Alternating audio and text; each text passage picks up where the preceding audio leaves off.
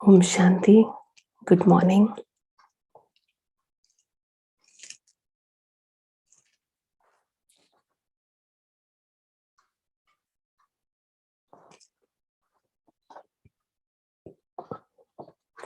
आज संडे अव्यक्त बाप दादा के महावाक्य हैं। धीरे धीरे पुराना साल विदाई ले रहा है और नए साल की तरफ हम बढ़ रहे हैं। बस कुछ दिन बाकी हैं, तो इसलिए बाबा की मुरली को भी आज इसी तरह से सुनेंगे। खास अव्यक्त मुरली में बाबा बहुत सारे डायरेक्शंस देते हैं,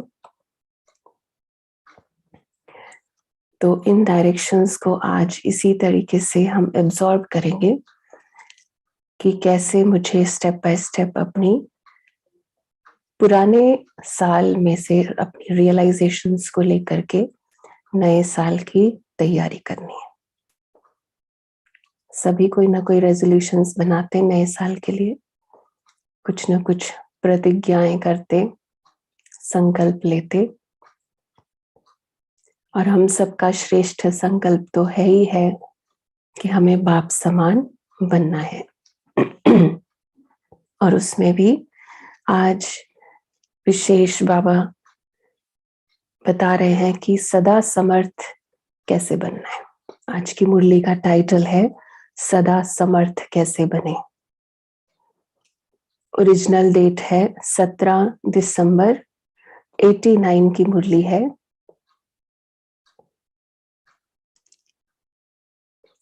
और आज है 26 दिसंबर 2021। एक मिनट।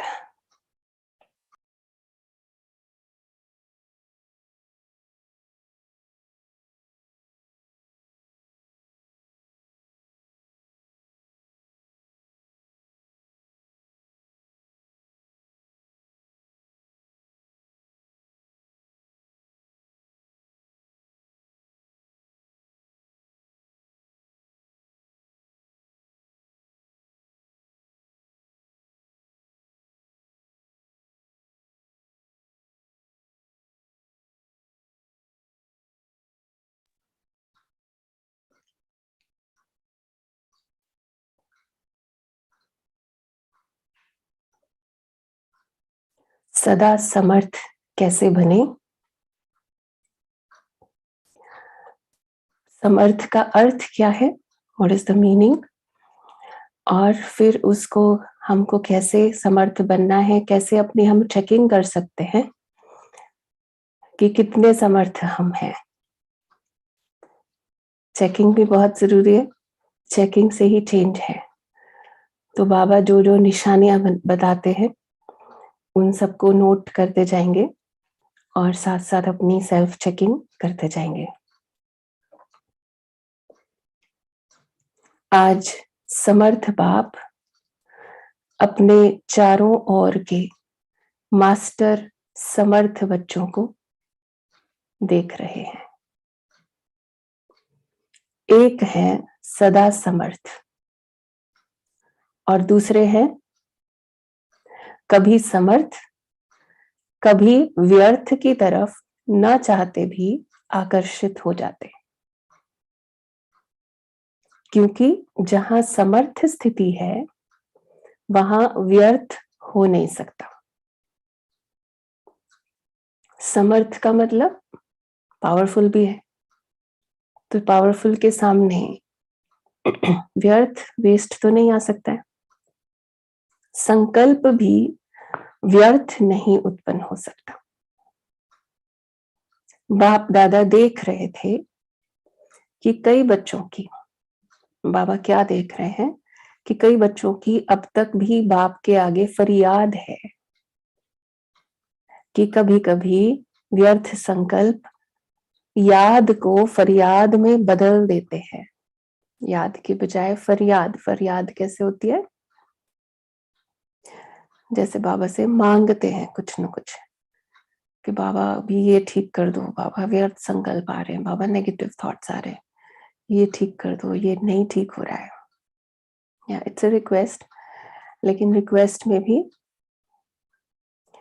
ऐसे वाली होती है ना, जैसे भक्ति में करते थे ना, भक्ति में फरियाद करते थे, मांगते हैं ना कुछ उसमें। लेकिन हमारा जो ज्ञान मार्ग है, बाबा को बार बार ये कहना पड़ता है, हमारा जो ज्ञान मार्ग है अधिकार का है, अधिकार लेने का, फरियाद का नहीं है, मांगने का नहीं है। तो चाहते नहीं है लेकिन आ जाते हैं व्यर्थ संकल्प। विकल्पों की स्टेज को, तो विकल्प हो गया नेगेटिव, व्यर्थ हो गया वेस्ट।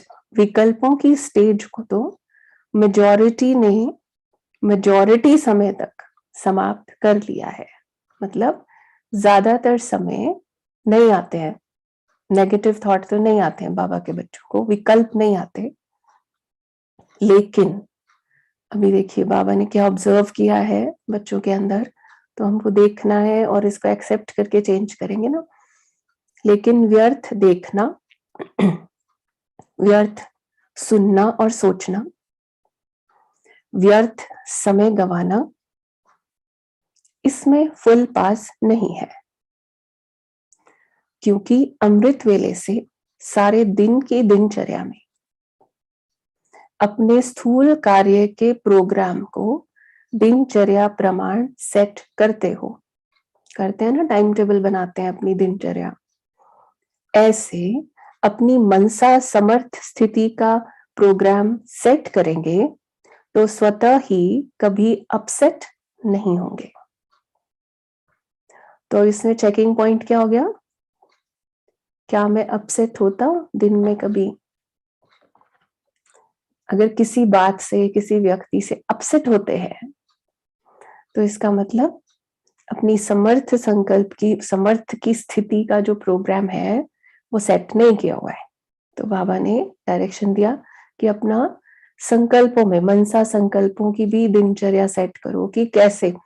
ऑलमोस्ट क्या होता है, सिमिलर, एक जैसी ही परिस्थितियां हर रोज आती हैं। कभी कभी होता है ना कोई खास चैलेंज आता है, लेकिन लगभग रोज वही लोग होते हैं और उन्हीं में कोई एक दो व्यक्ति ऐसे होते हैं जिससे हम अपसेट होते हैं। ऐसा ही होता है ना, वही फिर आता है, बाकी टाइम हम ठीक रहते हैं, वो जब आता है तो हम अपसेट होते हैं। तो मना, हमको पता होता है कि किस बात में हम अपनी सीट पर सेट नहीं है, तो उस चीज के लिए हमको पहले से प्रिपेयर करना है।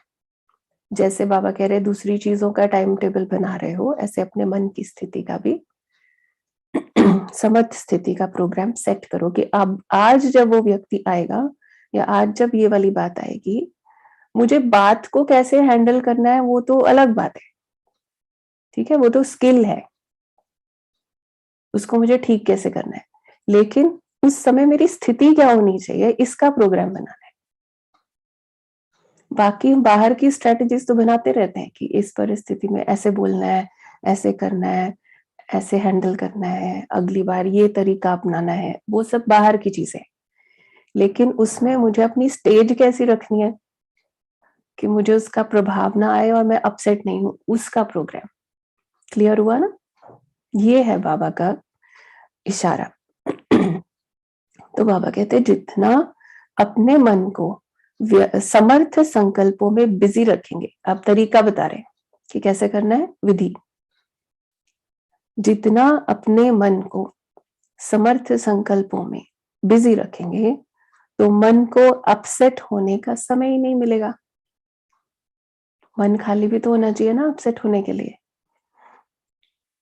आजकल की दुनिया में बड़ी पोजीशन वाले, जिन्हों को आईपी या वीआईपी कहते हैं, वह सदा अपने कार्य की दिनचर्या को समय प्रमाण सेट करते हैं, है ना। जितना इम्पोर्टेंट लोग होते हैं, बड़ी पोजीशन में होते हैं, तो उनकी एक एक मिनट की दिनचर्या बनी होती है। तो आप कौन हो? बाबा कहते वो भले वीआईपी हैं, लेकिन सारे विश्व में ईश्वरीय संतान के नाते, ब्राह्मण जीवन के नाते आप कितनी भी वी आगे लगा दो तो भी कम है। V V V V I P, कितनी भी वी लगाओ तो भी कम है, क्योंकि आपके आधार पर विश्व परिवर्तन होता है। अंडरलाइन करो इस लाइन को, आपके आधार पर विश्व परिवर्तन होता है। कहाँ बैठे हैं हम? कल्प वृक्ष में, जड़ में बैठे हैं ना, हम आधार हैं। पिक्चर याद है, ब्राह्मण ब्रह्मा और मम्मा के साथ कहाँ बैठे? तो आप यहाँ बैठकर जो भी संकल्प कर रहे हैं, आप बोलोगे हम तो घर में बैठे हैं। घर में बैठे हो, कहीं पर भी बैठे हो, लेकिन संगम युग में हम वहां हैं, हम आधार मूर्त हैं। आप विश्व के नव निर्माण के आधार मूर्त हो, तो कितने बड़े वीआईपी हो गए। बेहद के ड्रामा अंदर हीरो एक्टर हो और हीरे तुल्य जीवन वाले हो। पूरे चक्र में हीरो एक्टर्स, और जीवन अभी हमारा हीरे तुल्य। तो अब जस्ट इमेजिन कि आप कहीं पे भी खड़े होके यूं ही आधा घंटा सड़क पे किसी से बात कर रहे, कर सकते हैं?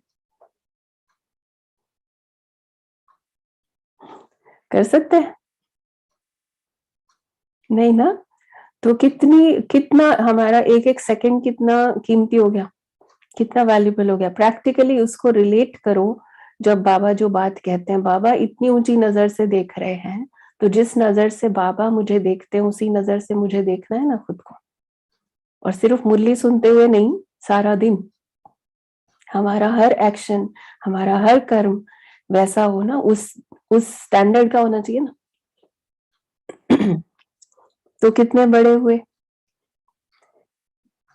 ये शुद्ध नशा समर्थ बनाता है और देह अभिमान का नशा नीचे ले आता है। तो ये वाला नशा होना चाहिए। आपका आत्मिक रूहानी नशा है, इसलिए नीचे नहीं ले आता, सदा ऊंची उड़ती कला की ओर ले जाता है। तो व्यर्थ तरफ आकर्षित होने का कारण है ना, मन में व्यर्थ संकल्प की तरफ आकर्षण भी आया, व्यर्थ चीज को देखने का संकल्प भी आया। तो उसका कारण क्या है? अपने मन बुद्धि की दिनचर्या सेट नहीं करते हो। और ये करना है होमवर्क। ये नहीं बस नोटबुक में लिख लिया दिनचर्या सेट करनी है, बस फिर किया नहीं। फिर अगले दिन फिर लिख लिया दिनचर्या सेट करनी है, लेकिन किया नहीं।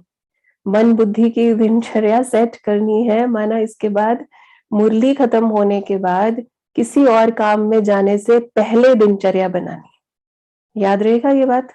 कोई भी और काम शुरू करने से पहले मन बुद्धि की दिनचर्या बना के फिर उठना है। जिस भी सीट पे आप बैठे, आई होप कि बैठ के ही सुन रहे हैं सब, क्योंकि वीडियोस ऑन नहीं है तो पता नहीं। तो बाबा कहते दूसरी बात, बाप दादा ने अमृत वेले से लेकर रात के सोने तक मनसा वाचा कर्मणा और संबंध संपर्क में कैसे चलना व कैसे रहना है, सबके लिए श्रीमत अर्थात आज्ञा दी हुई है। मनसा में क्या स्मृति में रखना है? ये हर कर्म में अपनी मनसा स्थिति का डायरेक्शन आज्ञा मिली हुई है, और आप सब आज्ञाकारी बच्चे हो ना, वह बन रहे हो। कल भी बाबा ने कहा ना, आज्ञाकारी बनना है, ओबीडियंट बनना है। तो अब हर चीज के लिए बाबा ने बताया हुआ है कि जब आप जो भी काम कर रहे हैं, आप ऑफिस का काम कर रहे हैं, उस वक्त आपके मन के थॉट्स क्या होने चाहिए। आप किचन में सेवा कर रहे हैं, तो उस वक्त मन में क्या चलना चाहिए, तो उसको रिटर्न में प्लान बनाओ, ताकि मन कहीं और नहीं जाए। क्योंकि मन तो कहीं ना कहीं तो लगेगा, खाली नहीं रह सकते, उसको खाली छोड़ना ही नहीं है। तो आज्ञाकारी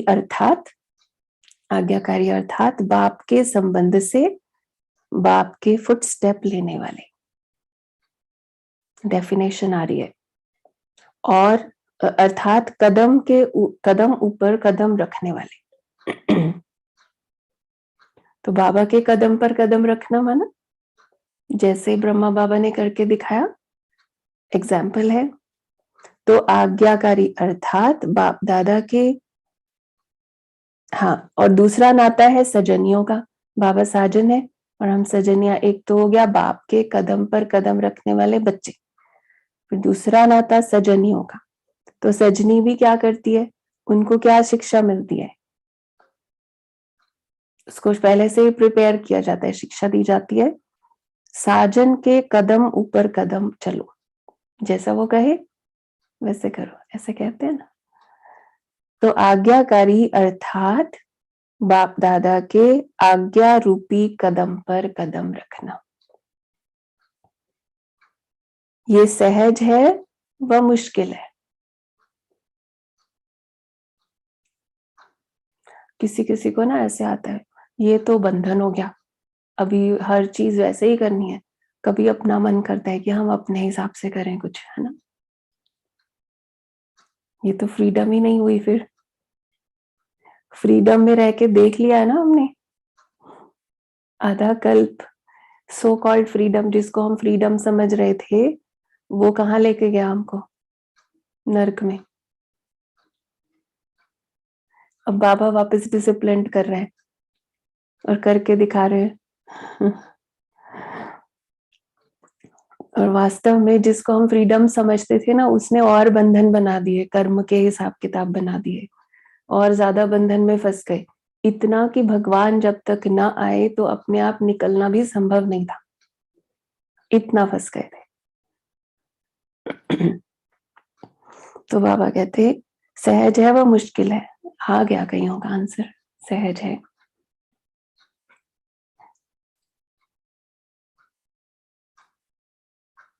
कहाँ कदम रखें, ठीक है व नहीं, ये सोचने की भी जरूरत नहीं।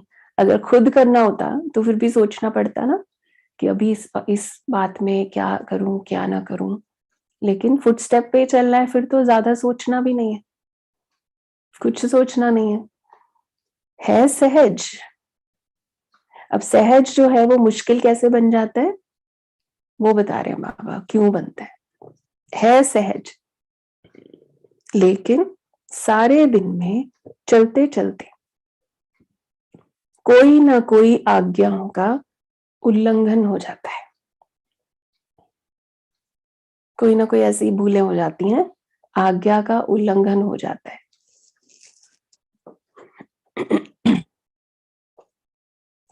तो अब वो होती कई बार छोटी छोटी बात है, कभी बड़ी होती है कभी छोटी होती है। तो बाबा उसका बता रहे हैं, बातें छोटी छोटी होती हैं, लेकिन अवज्ञा होने से थोड़ा थोड़ा बोझ इकट्ठा होता जाता है। क्योंकि बाबा ने पहले ही बता दिया कि आप वीवीआईपी हो, बहुत सारे वी हैं उसमें, अभी इतने बोलूंगी तो टाइम नहीं है। तो वीवीआईपी है, अब उसका तो एक एक सेकंड वैल्यूबल है। और अगर वो साधारणता में आ गया और उसने सोचा ठीक है 2-4 मिनट की तो बात है, 2-4 मिनट ही तो वेस्ट हुए, ज्यादा थोड़े वेस्ट हुए, वरना एक तो वेस्ट किया और दूसरा रियलाइज भी नहीं किया उसको, और ही एक्सेप्ट किया ऐसे ही, तो वो तो बढ़ता जाता है ना फिर। पर थोड़ा थोड़ा थोड़ा करके बोझ इकट्ठा होता है। सबसे बड़ी बात है कि ये अवज्ञा है, अवज्ञा कर रहे हैं, छोटी हो या बड़ी हो, अवज्ञा तो अवज्ञा ही होती है। और अवज्ञा भी किसकी कर रहे हैं, भगवान की अवज्ञा।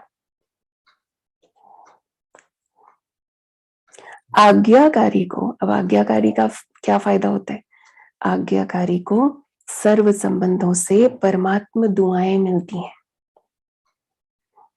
ये नियम है। साधारण रीति भी कोई किसी मनुष्य आत्मा के डायरेक्शन प्रमाण हाँ जी कह करके कार्य करते हैं, तो जिसका कार्य करते हैं उसके द्वारा उसके मन से उसको दुआएं जरूर मिलती हैं। और आपको सबको अनुभव है ये चीज का। जब आप किसी को कुछ बात कहते हैं उस वक्त देखिए, आपका अपना बच्चा ही है, आपके साथ जो भी भाई बहन है या कोई भी है, आपने कुछ कहा कि जरा ये लाना, छोटी सी बात है, कई बार जरा पानी लाना, और बच्चा कहे अभी लाता हूं थोड़ी देर में, फर्क पड़ता है इसमें? और एक बच्चा कहे इमीडिएटली उठे और फटाफट लेकर के आ जाए पानी, दोनों में से किसको दुआएं ज्यादा मिलेगी? जो तुरंत उठता है उसको मिलती है ना, पता है ना ये बात। तो ये हमें पता है, इसलिए बाबा बता रहे हैं आज्ञाकारी दुआएं कैसे मिलती। ये तो परमात्मा दुआएं हैं, ये बाबा ने कहा और बच्चे ने किया। परमात्मा दुआओं के कारण उसका रिजल्ट क्या होता है? परमात्मा दुआएं जितनी इकट्ठी की होंगी उसके कारण आज्ञाकारी आत्मा सदा डबल लाइट उड़ती कला वाली होती है, हल्के रहेंगे, उड़ते रहेंगे। साथ साथ आज्ञाकारी आत्मा को आज्ञा पालन करने के रिटर्न में बाप द्वारा विल पावर विशेष वरदान के रूप में, वर्षे के रूप में मिलती है। बहुत बड़ी गिफ्ट है ये बाबा की तरफ से, आज्ञाकारी को मिलती है ये विल पावर। और ये तब एहसास होता है इस चीज का जब कोई कार्य, कठिन कार्य हमारे सामने आता है, परिस्थिति आती है जिसमें हिम्मत की जरूरत होती है, क्योंकि एक कदम उठाने के लिए भी करेज चाहिए, हिम्मत चाहिए।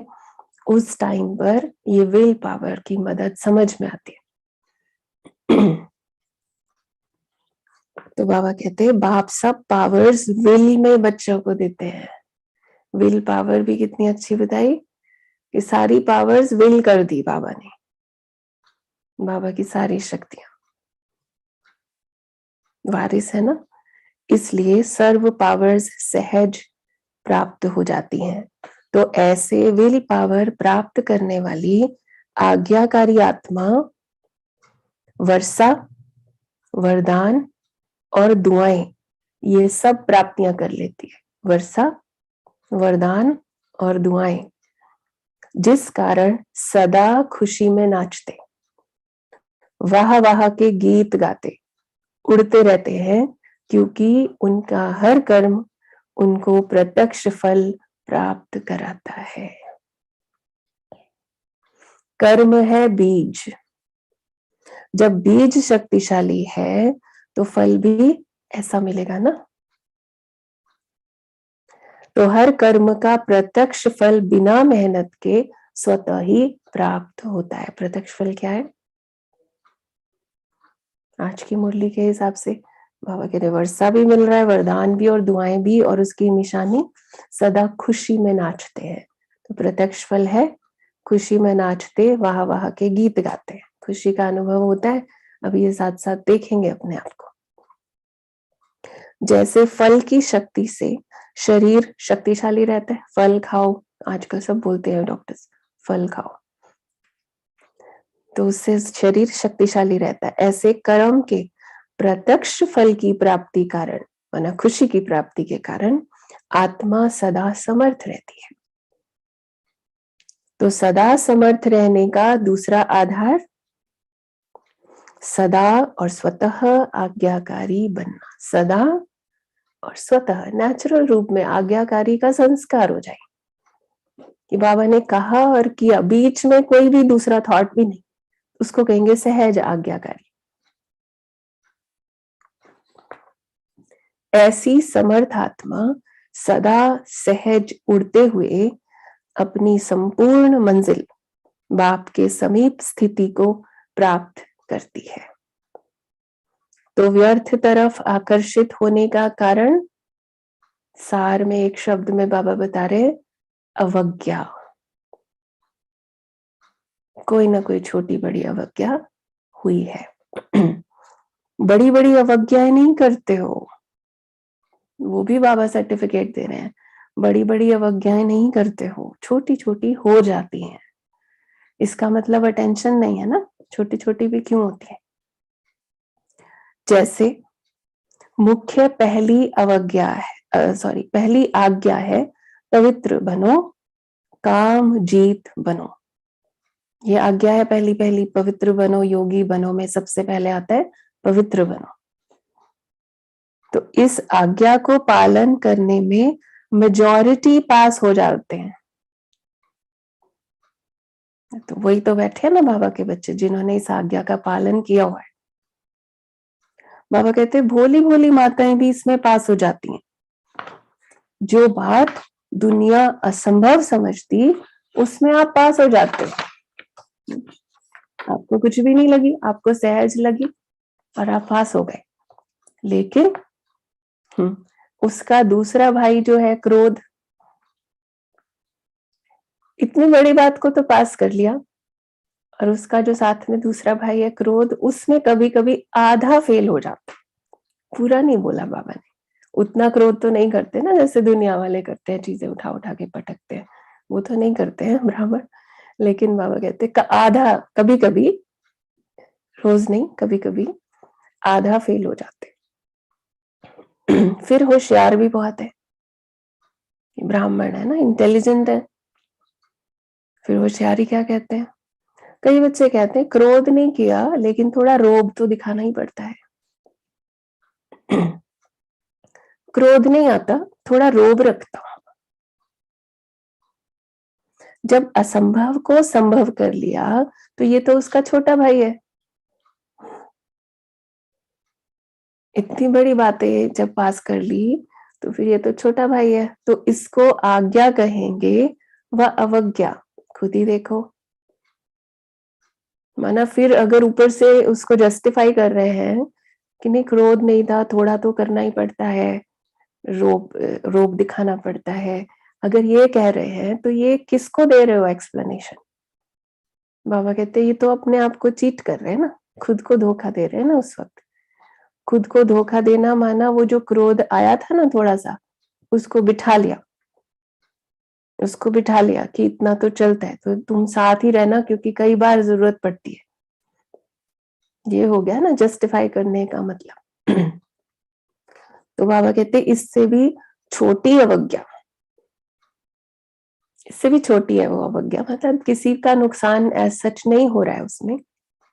वो क्या है, अमृत वेले का नियम आधा पालन करते हो। बाबा ने ये नहीं कहा कि नहीं करते, करते तो हैं बच्चे। आधा पालन करते हो, उठ करके बैठ जाते हो, लेकिन जैसे बाप की आज्ञा है उस विधि से सिद्धि को प्राप्त करते हो। उस विधि से करते शक्तिशाली स्थिति होती है।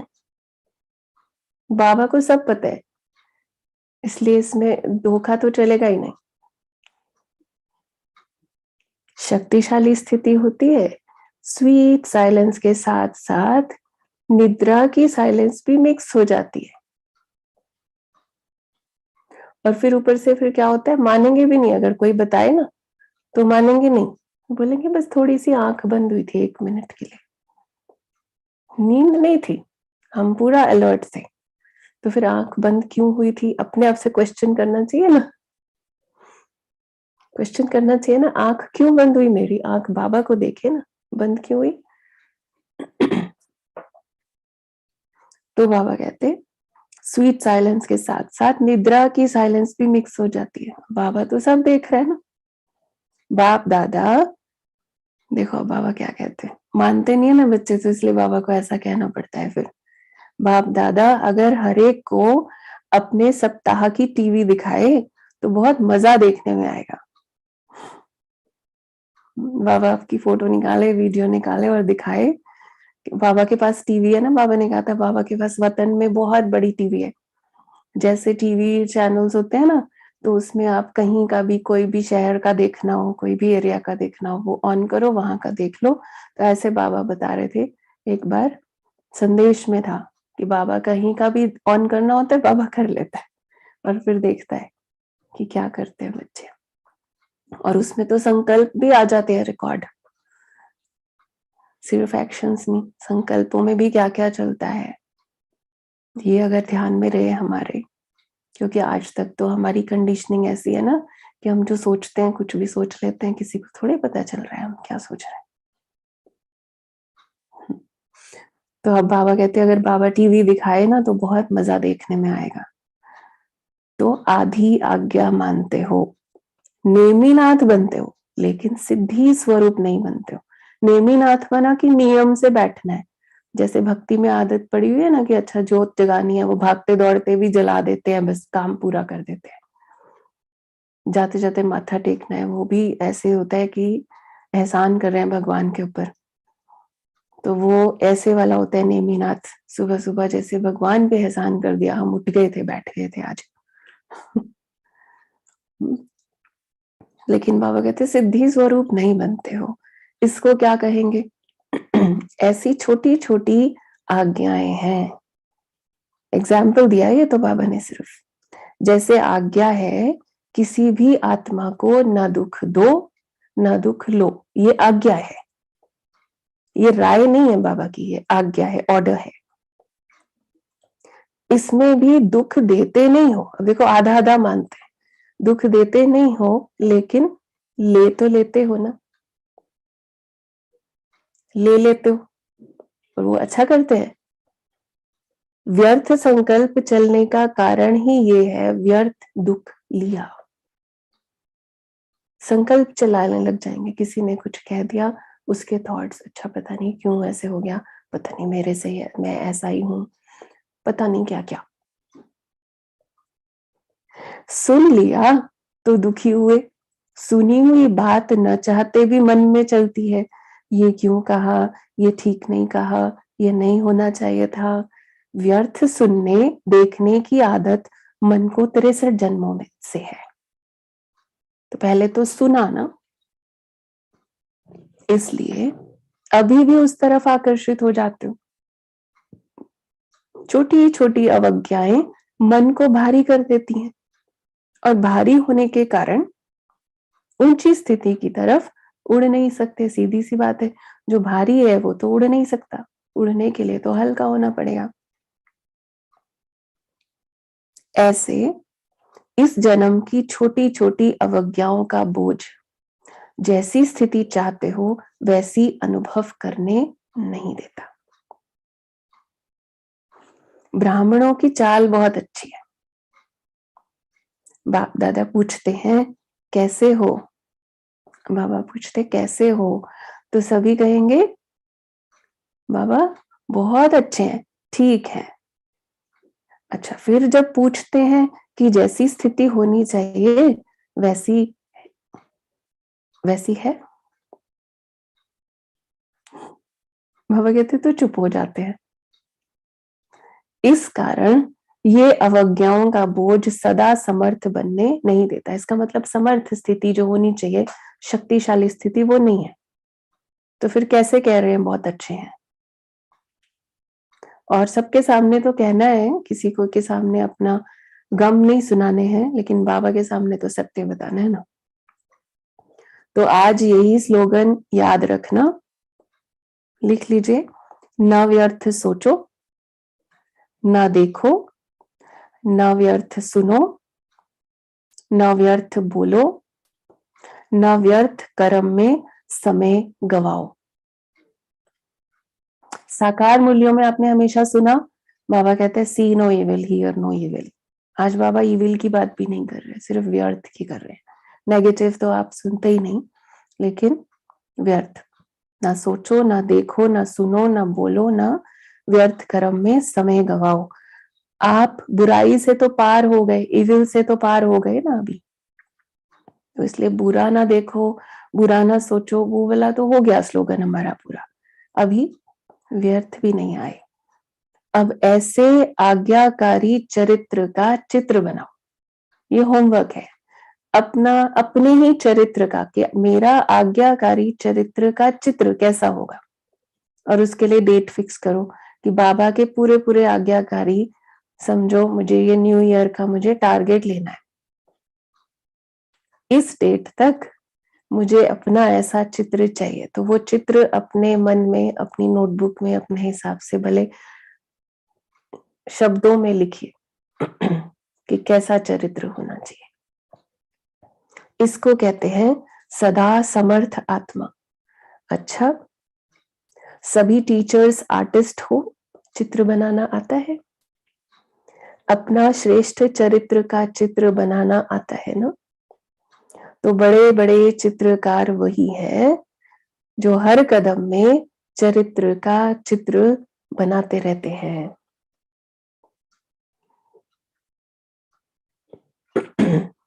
इसी चरित्र का चित्र बनाने कारण ही आपके जड़ चित्र आधा कल्प चलते हैं, क्योंकि आपने खुद चरित्र का चित्र निर्माण किया है, इसलिए आपके चित्र भक्ति में बनाए जाते हैं। तो टीचर्स अर्थात बड़े से बड़े चित्रकार अपना भी चित्र बनाते और अन्य आत्माओं को भी चित्रकार बना देते हो। किसी का चित्र नहीं हम बना सकते, लेकिन चित्र बनाना सिखा सकते हैं कि आपने अपना चित्र भी, अपने चरित्र का चित्र कैसे बनाना है, औरों के भी श्रेष्ठ चरित्र बनाने के निमित्त टीचर्स हो। इसी में ही बिजी रहते हो ना, बाबा कहते फुल बिजी रहो, फुल बिजी। एक सेकंड भी मन बुद्धि को फुर्सत में रखा तो व्यर्थ संकल्प अपनी तरफ आकर्षित कर लेंगे। सुनाया ना कि सेवा का प्रत्यक्ष फल सदा प्राप्त हो, यही निशानी है सदा आज्ञाकारी आत्मा की। और प्रत्यक्ष फल क्या है? खुशी।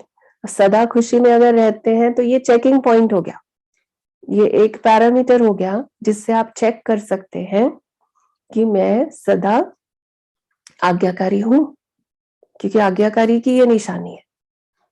कभी सेवा का फल प्रत्यक्ष मिलता और कभी नहीं मिलता, इसका कारण सेवा कर रहे हैं, ये नहीं कि सेवा नहीं कर रहे, लेकिन सेवा के साथ साथ जो प्रत्यक्ष फल है खुशी उतनी नहीं है, कभी है कभी नहीं है। तो उसका कारण क्या है?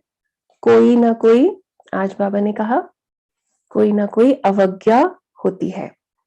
टीचर्स अर्थात अमृत वेले से लेकर रात तक हर आज्ञा के कदम पर कदम रखने वाली ऐसी टीचर्स हो, वह कभी कभी अलबेलापन आ जाता है।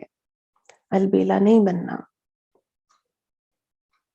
जिम्मेवारी के ताजधारी हो।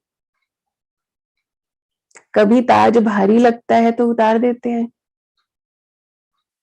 पूछ रहे हैं बाबा, जिम्मेवारी का ताज है ना, बहुत भारी होता है। वहां जो सोने का ताज होगा वो तो हल्का होगा, जिम्मेवारी का ताज भारी लगता है तो फिर उतार देते हैं। आप उतारने वाले तो नहीं हो ना। टीचर्स को पूछ रहे हैं बाबा, टीचर्स को तो जिम्मेवारी का ताज पहनाया बाबा ने, सदा आज्ञाकारी माना, सदा जिम्मेवारी के ताजधारी। हमारी जिम्मेवारी क्या है? हमारी जिम्मेवारी है कि जैसा कर्म हम करेंगे हमें देख और करेंगे, बाबा ने कहा हुआ है ना। तो ये जिम्मेवारी है ना, मेरे हर कर्म की जिम्मेवारी, कि ऐसे ही नहीं कि कुछ भी यूं ही बोल दिया, यूं ही कर लिया, यूं ही देख लिया। शुरू में ही बाबा ने कहा आधार मूर्त। तो बाबा कहते टीचर्स तो सब हैं, लेकिन इसको कहते हैं योग्य टीचर, योगी टीचर। टीचर्स कभी कंप्लेन नहीं कर सकती। अभी अपने आप को चेक करें, मेरा कंप्लेन का संस्कार तो नहीं है। कोई भी तरह की कंप्लेन किसी की भी, ये ऐसे नहीं होना चाहिए, ये वैसे होना चाहिए। औरों को कंप्लीट करने वाली हो, कंप्लेन करने वाली नहीं। कभी ऐसे पत्र तो नहीं लिखते हो ना, क्या करें, हो गया, होना तो नहीं चाहिए था, वो तो समाप्त हो गया ना। सुनाया था पत्र लिखो जरूर, बाबा ने पीछे भी कहा था ना, व्यक्त मुरली में 2-3 वीक्स पहले बाबा ने बोला मधुबन में पत्र जरूर भेजो, परंतु क्या लिखना है? मैं सदा ओके हूं। बाबा ने कहा था ना, सभी मेरे से ओके हैं और मैं सबसे ओके हूं, सिर्फ ओके लिखना है। बस ये 2 लाइन लिखो, ज्यादा कहानियां नहीं लिखो। बाबा ने बोला था लंबी लंबी स्टोरीज लिखते हैं, पढ़ने वालों को भी टाइम नहीं है। तो इसलिए अब अपनी स्टोरीज जो है, सारी फरियादें जो है, उसको भी समाना है, सागर में समाना है। और सच में ओके बनना है, अभी तो टाइम भी नहीं है ना इतना। फिर कंप्लेन करते कि पत्र का उत्तर नहीं आया। लंबे लंबे पत्र लिखते हैं, कोई पढ़ ही नहीं पाएगा तो उत्तर क्या देगा। वास्तव में अब बाबा क्या बता रहे हैं, अब साकार में बाबा थे तो बाबा पत्रों का उत्तर देते थे सबके, और बाकी भी कोई ऐसे इमरजेंसी होता है तो दादियां उत्तर देती थी ना। अब बाबा क्या कह रहे हैं, वास्तव में आप सबके पत्रों का उत्तर बाप दादा रोज की मुरली में देता ही है। अनुभव किया है ना सबने, अगर हमने कोई पत्र लिखा या हमने वैसे भी कोई बात बोली बाबा को, तो उसका उत्तर तुरंत मुरली में आ ही जाता है। आप लिखेंगे ओके, और उसके रिटर्न में बाबा क्या रिप्लाई करेंगे, और बाप दादा ओके के रिटर्न में कहते याद प्यार और नमस्ते। मिला उत्तर, ओके का उत्तर तो यही है। और जो ओके नहीं है उसका फिर कोई ना कोई पॉइंट मुरली में उसको आंसर के रूप में, सॉल्यूशन के रूप में मिल जाता है। तो ये रिस्पॉन्ड हुआ ना, समय को भी बचाना है ना। बाबा कहते सेवा समाचार भी शॉर्ट में लिखो, तो समय की भी इकोनॉमी, कागज की भी इकोनॉमी, पोस्ट की भी इकोनॉमी हो सकती है ना। पत्र 3 पेज में भी लिखा जा सकता है, कोई को विस्तार से लिखने का डायरेक्शन मिलता है तो भल लिखो। जब कहा जाए कि विस्तार से अपना लिखो, जैसे जब बाबा कहते हैं अपनी सारी हिस्ट्री लिख कर दो, तो उसके लिए बाबा कहते हैं कि पूरा डिटेल में लिखो। या कोई ऐसी परिस्थिति है जिसका डिसीजन लेना है, तो फिर बाबा दादियां निमित्त जो है वो कहेंगे कि पूरा डिटेल में लिख कर दो। उस समय नहीं कि ओके लिख कर देना है, उस समय आपसे बोला जा रहा है डायरेक्शन अनुसार लिखना है। उस समय नहीं कि बाबा ने तो कहा था ओके लिखना है, तो इसलिए बाबा वो भी बीच में बता रहे हैं। अपनी मनमत को ना ईश्वरीय चोला पहना करके कई बार बोलते हैं ना बाबा के बच्चे, क्योंकि लिखना नहीं चाहते, बताना नहीं चाहते, तो बोलेंगे बाबा ने तो ओके लिखने के लिए कहा था ना, उस चीज के लिए नहीं कह रहे हैं। तो बाबा कह रहे हैं भल लिखो, जब विस्तार से लिखने का डायरेक्शन मिलता है, डायरेक्शन मिला है तो उसकी आज्ञा आपका पालन करना है, तो भल लिखो, लेकिन 2 लाइन में भी अपनी गलती की क्षमा ले सकते हो। वास्तव में देखा जाए, जब अपनी गलती का कन्फेशन करना होता है ना, अपनी गलती बतानी होती है, तो 2 लाइनों में बताई जा सकती है। जब उसको लंबा लिखते हैं, माना उसके साथ जस्टिफिकेशन लिख रहे होते हैं, ये ना ये कारण था ना, ये कारण था ना, इसलिए ऐसे हो गया, तब लंबी बन जाती है वो। वैसे अगर गलती बतानी हो तो सीधा बता सकते हैं ना, सीधा सीधा कि मेरे से ये भूल हो गई है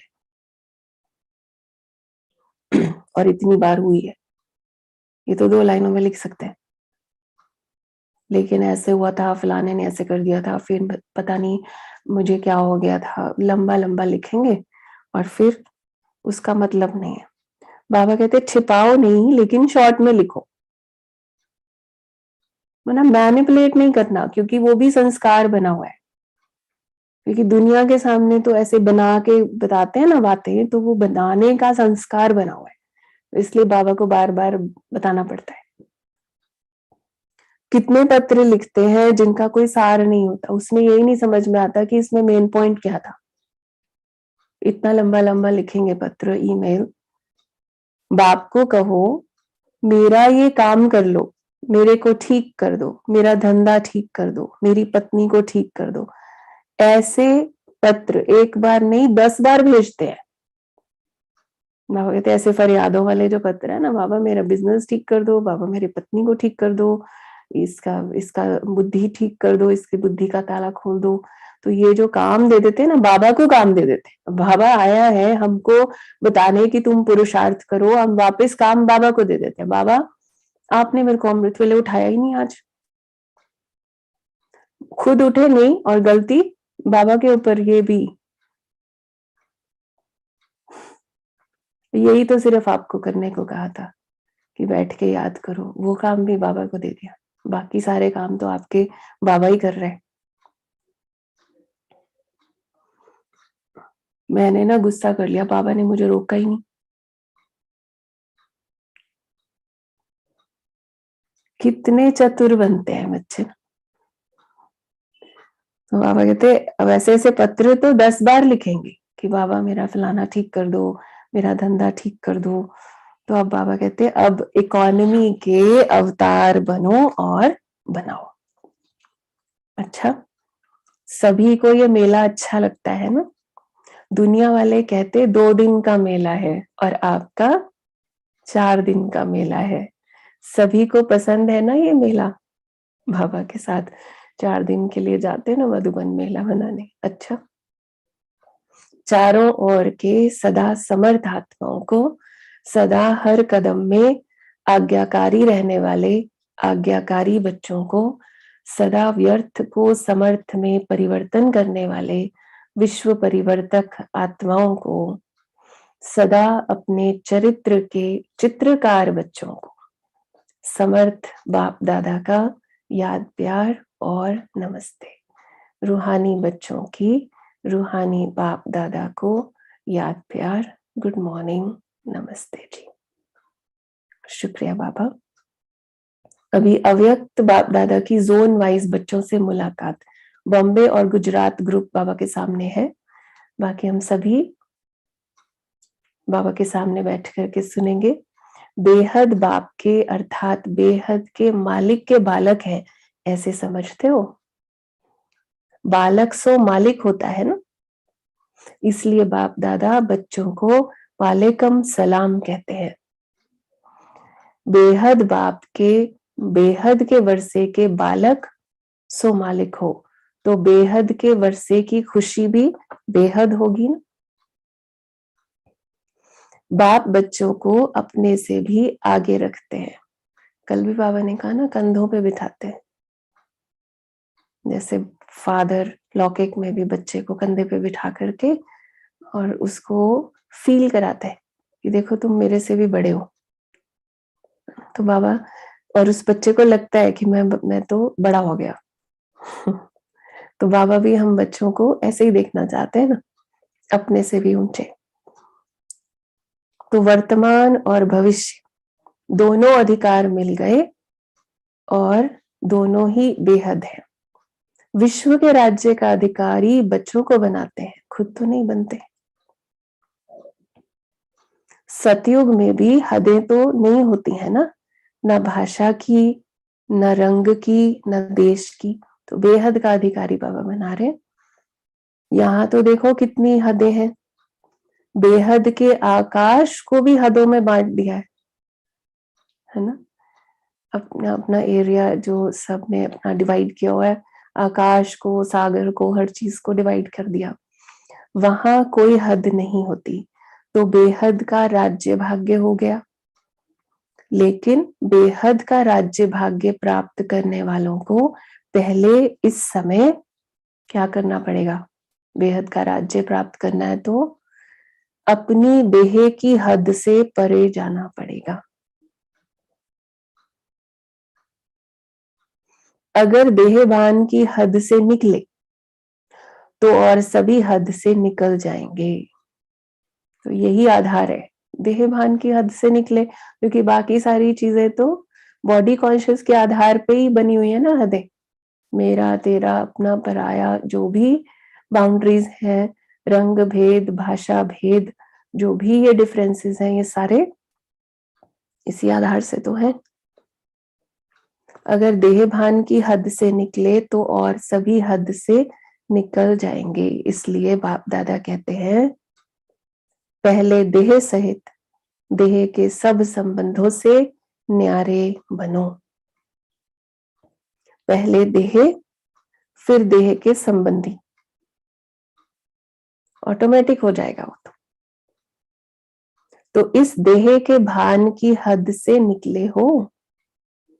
अब ये चेकिंग है, क्योंकि देह की हद कभी भी ऊपर नहीं ले जाएगी। देह मिट्टी है, मिट्टी सदा भारी होती है। कोई भी चीज मिट्टी की होगी तो भारी होगी ना। ये देह तो पुरानी मिट्टी है, इसमें फंसने से क्या मिलेगा, कुछ भी नहीं। उस दिन भी बाबा ने कहा था कोई बच्चों को फिर भी मिट्टी से खेलना, मिट्टी खाना अच्छा लगता है। अभी तो वो वाले बच्चे तो नहीं है हम, देहभान की मिट्टी है।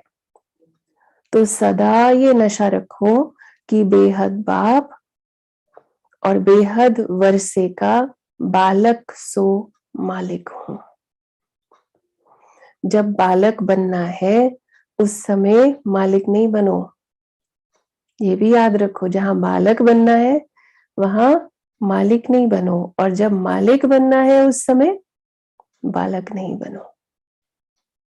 बाबा ने बताया था ना कुछ दिन पहले, कहां पर बालक कहां पर मालिक। जब कोई राय देनी है, प्लान सोचना है, कुछ कार्य करना है, तो मालिक होकर करो, इनिशिएटिव लेना ना उसमें। तो इनिशिएटिव तो मालिक ही लेगा। लेकिन जब मेजॉरिटी द्वारा या निमित्त बनी आत्माओं द्वारा कोई भी बात फाइनल हो जाती है, तो उस समय बालक बन जाओ। फिर ये नहीं संकल्प चले कि ऐसा करते थे तो अच्छा था, मैंने इतना अच्छा प्लान दिया था, मेरा प्लान क्यों नहीं अप्लाई किया। फिर बालक बन के स्वीकार कर लिया। उस समय मालिक नहीं बनो। मेरा ही विचार ठीक है, मेरा ही प्लान ठीक है, नहीं। मतलब इतना समा जाए कि उसके बाद वो थॉट कहीं इमर्ज ही ना हो। किसी को वर्णन करना तो बहुत दूर की बात है, बहुत दूर की बात है। खुद के संकल्प में भी दोबारा न आए कि मेरा तो प्लान बहुत अच्छा था। उस समय मालिक नहीं बनो। किस समय राय बहादुर बनना है और किस समय राय मानने वाला बनना है, जिसको ये तरीका आ जाता है वह कभी नीचे ऊपर नहीं होता है, और वो आज्ञाकारी की लिस्ट में आता है ना। ये नहीं कि जब आपको राय देने के लिए कहा जा रहा है, कभी कभी होता है कि राय पूछी जा रही है आपसे, निमित्त भी आपसे पूछते हैं, क्लास में भी सबसे पूछते हैं कि आपका क्या विचार है। उस वक्त आप बोलोगे ठीक है, आप जो बोलोगे कर लेंगे, वैसे भी आपने तो अपने मन की करनी है, क्योंकि हमारी राय देने का कौन सा फायदा है। पिछली बार भी दिया था, कोई फायदा तो हुआ नहीं था, इसलिए हम नहीं देते राय। ये क्या हुआ, जिस वक्त राय मांगी जा रही है, मतलब इतना न्यूट्रल होकर के हम अपनी राय दे पाए, इसमें तो अभिमान दिखाई दे रहा है ना। इस स्टेटमेंट में तो अभिमान दिखाई दे रहा है ना, कि मेरी तो अगर मानी जाएगी तभी हम राय देंगे, नहीं तो हम देंगे ही नहीं। फिर अगली बार तो पूछा भी नहीं जाएगा।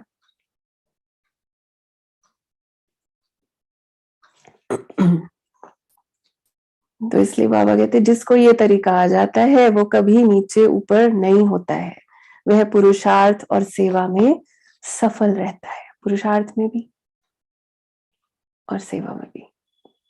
ज्यादातर पुरुषार्थ में मालिक मालिक बन के पुरुषार्थ करना है, और सेवा में बालक बन के, उसी में सक्सेस होती है। जहां पे लेकिन राय मांगी जाए, अपने आप भी कुछ बहुत अच्छा विचार आता है, न्यूट्रल होकर के सेंटर में जो भी बड़े हैं उनको आपने दिया, उसके बाद फिर वो हुआ नहीं हुआ उस पर एक्स्ट्रा थॉट्स नहीं चलाओ फिर।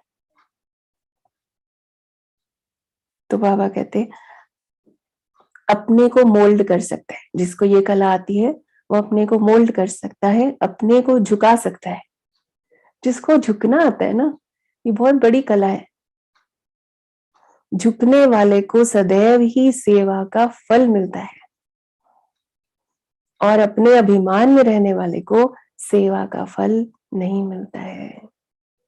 सेवा वो भी बहुत कर रहा है, लेकिन अभिमान में है तो उसको वो फल ही नहीं मिल रहा है, उसको पता ही नहीं। तो सफलता की विधि है बालक सो मालिक। समय पर बालक बनना, समय पर मालिक बनना, राइट टाइम पर राइट बात होनी चाहिए। ये विधि आती है।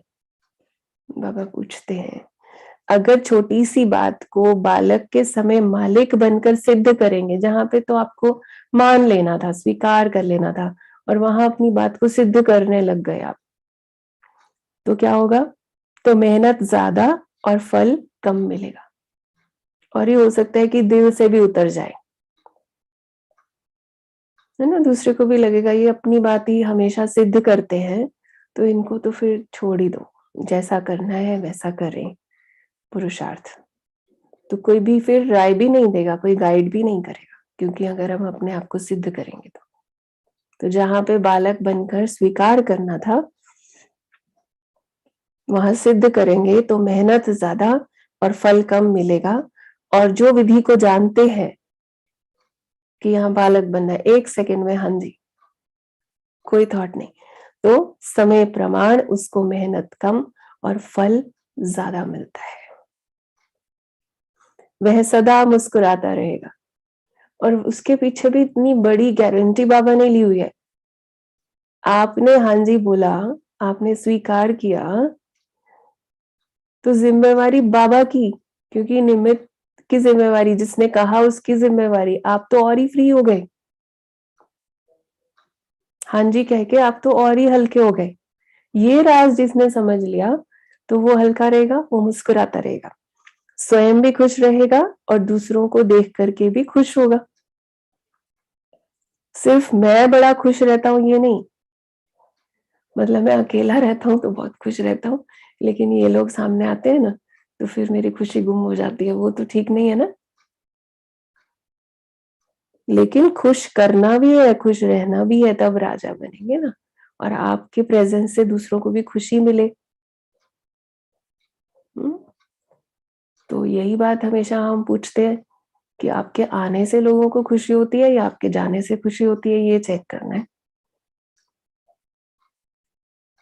मेरी प्रेजेंस से खुशी मिलनी चाहिए, तो खुश रहना भी है और खुश करना भी है, तब राजा बनेंगे। अपने को मोल्ड करेंगे तो गोल्डन एज का अधिकार जरूर मिलेगा, क्योंकि रियल गोल्ड ही मोल्ड हो सकता है ना।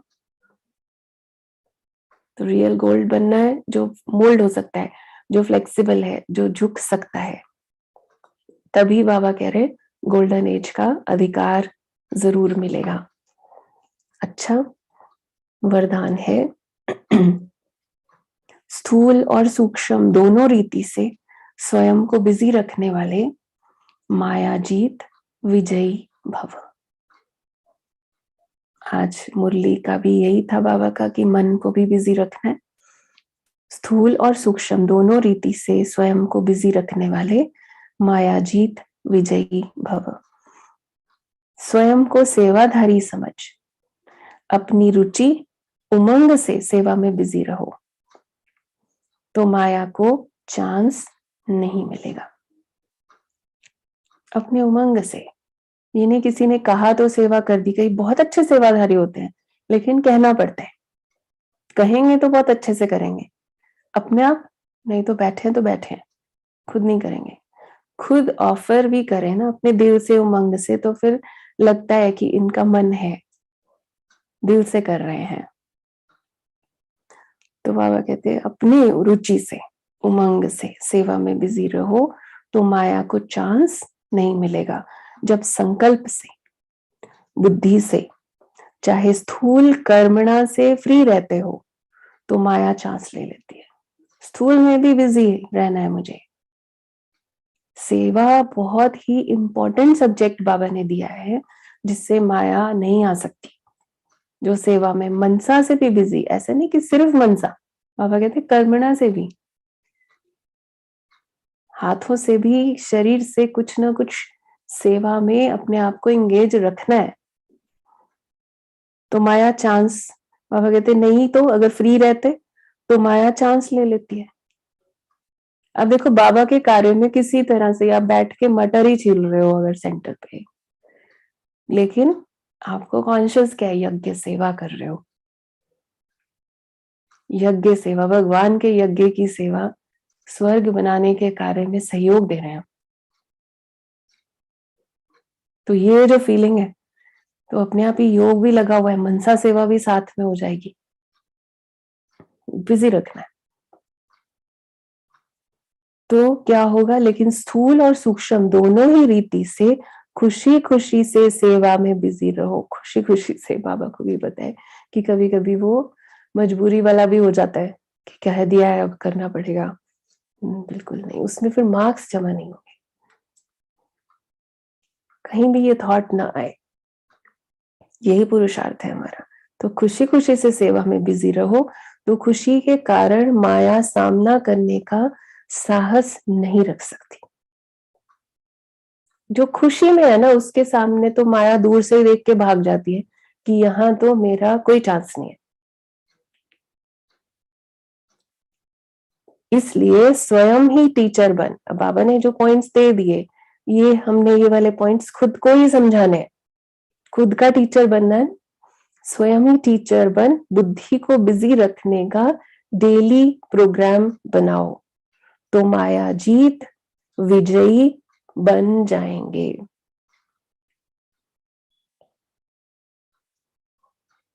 स्लोगन है निश्चय और फलक से कहो, बाबा मेरे साथ है तो माया समीप आ नहीं सकती। अपने अपने स्थान पे अपने आप से कह दें, निश्चय और फलक से, नशे से कहो, बाबा मेरे साथ है तो माया समीप आ नहीं सकती, आ ही नहीं सकती। अच्छा जी, ओम शांति। ये थे आज के महावाक्य। अभी लास्ट का एक गीत बजाएंगे, उसमें योग करेंगे, लेकिन आज के योग में आज जो बाबा ने बोला है उसका एक्शन प्लान बनाएंगे। हमने कहा ना, उससे पहले उठना नहीं है, आपको लॉग आउट भी नहीं करना है, किसी ने भी साइन आउट नहीं करना है। योग जो चलेगा, लास्ट का म्यूजिक गीत जो चलेगा, अपनी नोटबुक में, नोटबुक तो है सबके पास, तो अभी नोटबुक में आज की दिनचर्या टाइम टेबल बनाएंगे। आज एक दिन का बनाइए, उसमें 3 कॉलम्स बनाओ। पहले कॉलम में टाइम, दूसरे कॉलम में स्थूल कार्य, क्या क्या मुझे करना है आज। जैसे आज संडे है, किसी को वॉशिंग करनी है, आज हफ्ते के कपड़े धोने हैं, आज मुझे खाना बनाना है, आज मुझे किसी के साथ मीटिंग करनी है। तो टाइम, उसके सामने ये टाइम टेबल कि क्या क्या कार्य करने हैं, और तीसरे कॉलम में उस हर कर्म के सामने लिखना है कि मेरे ये कर्म करते हुए मेरे मन में क्या संकल्प होने चाहिए, कौन सा स्वमान लेना है, कैसी स्थिति में रहना है। तो वो सूक्ष्म प्लान अपने मन और बुद्धि को बिजी रखने का उस समय। जैसे आप खाना बना रहे हो तो मन तो फ्री है ना, तो उस समय मुझे क्या सोचना है, तो वो साथ साथ हर एक कर्म के सामने मन को बिजी रखने का प्लान बनाना है। तो अभी लास्ट के योग में बाबा की याद में ये लिखेंगे सभी, ठीक है। और अपना वीडियोस ऑन करके लिखते हैं तो हमको भी दिखाई देगा कि आप लिख रहे हैं। तो भाई जी एक गीत बजाएंगे।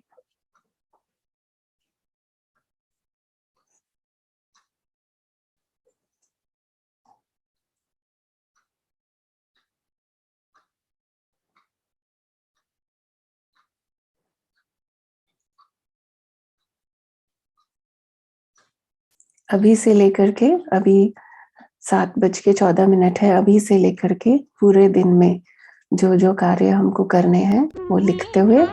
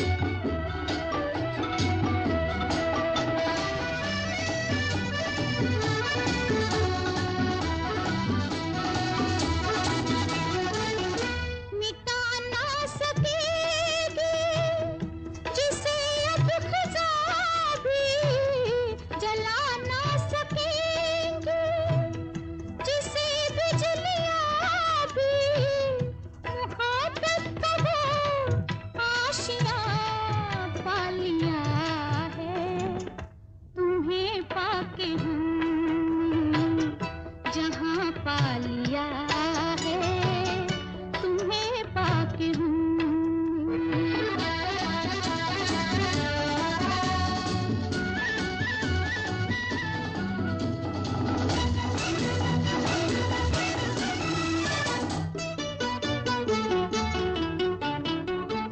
जमाने के गम प्यार में ढल गए हैं, जमाने के गम प्यार में ढल गए हैं।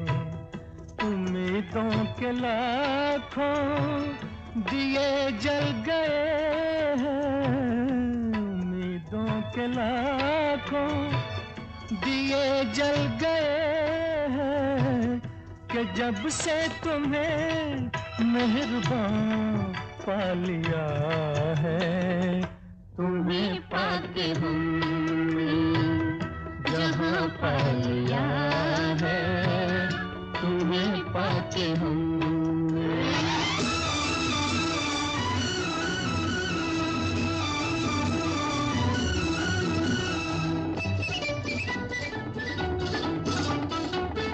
जहाँ से मोहब्बत की राहें मिली है, वहीं से मेरी गर्दिशें थम गई हैं।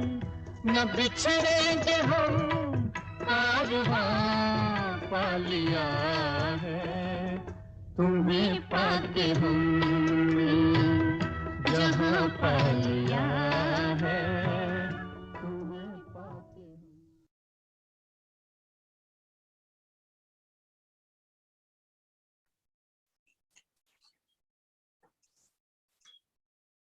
ओम शांति।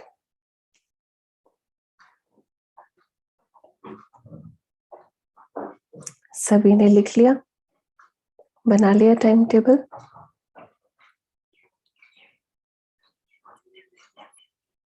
तो इसी अनुसार आज अपनी दिनचर्या और मनचर्या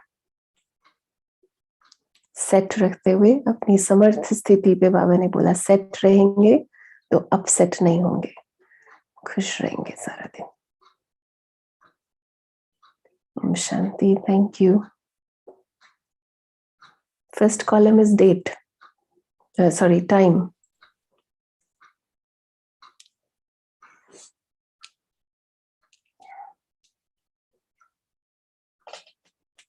सेकंड में आपको अपने जो जो काम करने आज, फिर तीसरे कॉलम में आपने वो कर्म करते हुए मन की स्थिति में, मन में कौन से संकल्प रखने।